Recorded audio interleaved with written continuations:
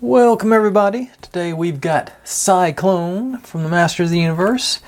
He's another one of those whose legs are sort of wibbly wobbly. I sort of doubt he's going to stand up on his own. He's sort of, like I say, there's no, got to replace those hips, which I've got a few lined up that I need to do that with, so I'm probably just going to, my video tomorrow will probably just be me replacing hip joints in Masters of the Universe figures, so be warned, it's not going to be my standard 2-minute dealio. Let's say he's still got his little sticker on the front with the, it's supposed to be some sort of radar, I'm sure.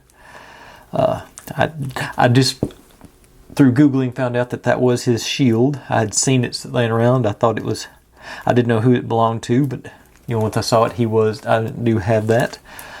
Still functions. Get a little more, looks a little more Sy-Klone-y if you put his arms up. It's sort of that funnel shape.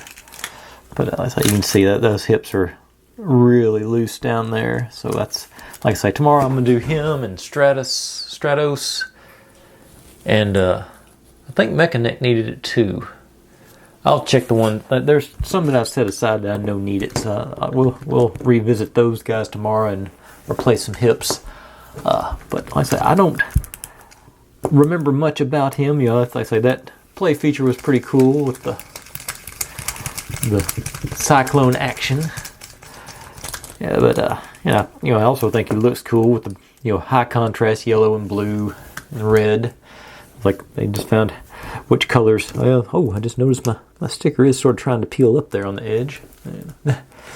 But anyway, that's Sy-Klone, heroic guy. He was like one of He-Man's friends, I'm sure. But anyways, thanks for watching, everybody. If you're digging what I'm doing, make sure and subscribe. Plenty more to go where this came from, and I'll see you next time.